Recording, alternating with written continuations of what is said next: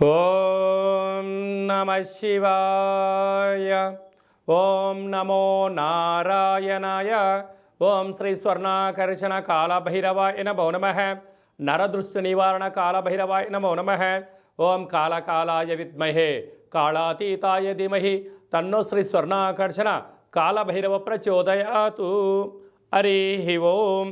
మా ఛానల్కి స్వాగతం. చూస్తున్న వీక్షకులకు ప్రేక్షకులకు ప్రియ కాళభైరవ భగవద్బంధుకి స్వాగతం పలుకుతూ మమ్మల్ని ఎంతగానో ఆదరిస్తూ ఉండబడినటువంటి ప్రియ సోదరి మండలకు అందరికీ కూడా వసంత పంచమి మాఘ పంచమి సాక్షాత్ మహాసరస్వతీదేవి అమ్మవారి యొక్క ఆశీస్సులు అందరిపైన ఉండాలని, అందరినీ విద్యావేత్తలుగా, జ్ఞానవంతులుగా, గుణవంతులుగా, సంపన్నవంతులుగా అమ్మవారి యొక్క ఆశీస్సులు ప్రసాదించాలని కోరుకుందాం. 1వ తారీఖు 2వ నెల 2024 నుండి 15/2/2024 వరకు పుట్టినటువంటి వారందరికీ కూడా ముందస్తుగా జన్మదిన శుభాకాంక్షలు.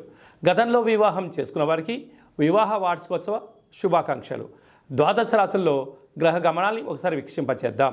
మేషరాశిలో గురువు, కన్యరాశిలో కేతు సంచార స్థితి, ధనుసు రాశిలో కుజుడు బుధుడు శుక్ర సంచార స్థితి, మకర రాశిలో రవి సంచార స్థితి, కుంభరాశిలో శనిచర స్వామి స్వక్షేత్ర సంచార స్థితి, మీనరాశిలో రాహు సంచార స్థితితో ద్వాదశ రాశుల్లో గ్రహ గమనాలు ఈ విధంగా ఉన్నాయి.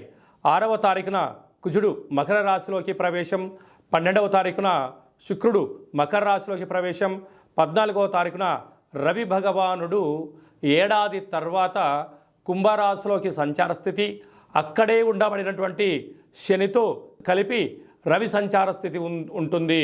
కనుక ద్వాదశ రాశిలో గ్రహ గమనాల్ని అనుసరిస్తూ ఈ యొక్క పక్షం రోజుల్లో ఎలా ఉండబోతుందో సవివరంగా సంపూర్ణంగా తెలుసుకుందాం.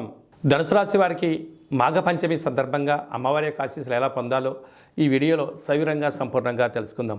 ధనుసు రాశిలో ఏ నక్షత్రాలు వస్తనగా మూలా నక్షత్రంలోని 4 పాదాలు, పూర్వాషాఢ నక్షత్రంలో 4 పాదాలు, ఉత్తరాషాఢ నక్షత్రం 1 పాదం కలిపితే ధనుసు రాశి అవ్వడం జరుగుతుంది. చాలామందికి పుట్టినటువంటి కాల సమయంలో డేటా ఆఫ్ బర్త్లు లేనటువంటి ఏకైక కారణం వలన పేరు యొక్క మొదటి అక్షరాన్ని అనుసరిస్తూ ఆ రాశిని తెలుసుకునే ప్రయత్నం అవుతుంది. అవి ఏ అక్షరం ఒకసారి పరిశీలన చేద్దాం. ఏ, యో, బా, బి, బు, ధ, బా, డా, బే అక్షరాల వారందరూ కూడా ధనుసు రాశి జాతకులే. ధనుసు రాశి యొక్క అధిపతి దేవగురు బృహస్పతి. వీరు అమ్మవారిని తెలుపు రంగు వస్త్రాల చేత కానీ, పసుపు రంగు వస్త్రాలను కానీ, పసుపు రంగు గాజులను, అలాగనే చక్కెర పొంగలి నైవేద్యంగా ఏర్పాటు చేసి అమ్మవారిని స్మరించడం, ధ్యానించడం వల్ల అమ్మవారి యొక్క ఆశీస్సులు కలిగి విద్య, వినయం, ఉద్యోగం, విదేశీయానం, రాజయోగం వీరి సొంతం కాబోతుందని చెప్పి గమనించాలి. రాశిలోనే కుజశుక్ర సంచార స్థితి కారణం వలన, కుజదోష ప్రభావం కారణం వలన మీ యొక్క ఎదుగుదలను, మీ యొక్క ఉన్నతమైన జీవన విధానంలో, మీ ఉద్యోగాల్లో, వ్యాపారాల్లో అనేక రకాల మంది మీకు శత్రుబాధని పెట్టడానికి ప్రయత్నం చేస్తూ ఉన్నారు. అంటే అనేక మంది శత్రువులు పంచి ఉన్నారు. కానీ బంధువులు అని చెప్పి అక్క, బావ, మామ, చిన్నాన్న, తోబుట్టువులు అని చెప్పి వారందరూ మిమ్మల్ని వైఫై లాగా వెంటాడుతూ ఉన్నారు.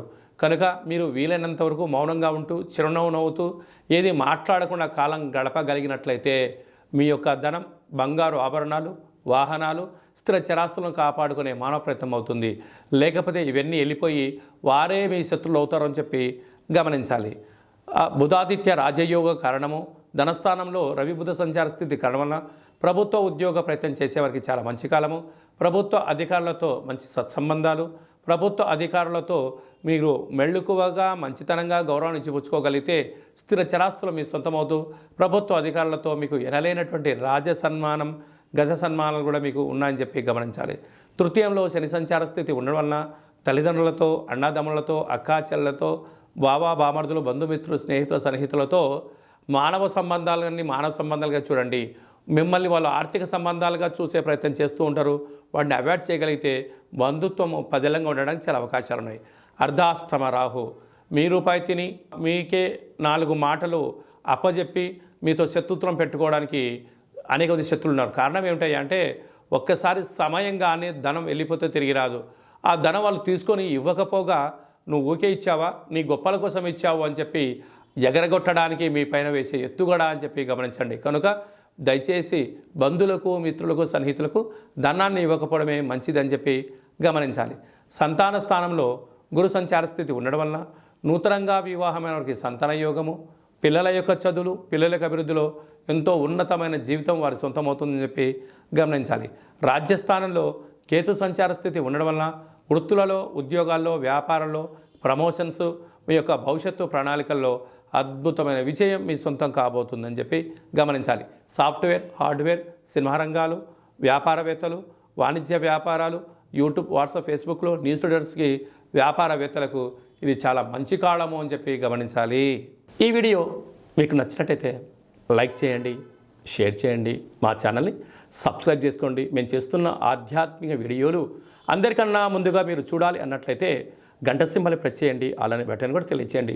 మీరు ఎవరి క్షేమాన్ని అయితే కోరుకుంటున్నారో, లేక మీ క్షేమాన్ని ఎవరైతే కోరుకుంటున్నారో ఈ ఆధ్యాత్మిక సమాచారాన్ని చేరవేసి భగవంతుడి యొక్క ఆశీస్సులు పొందగలరు.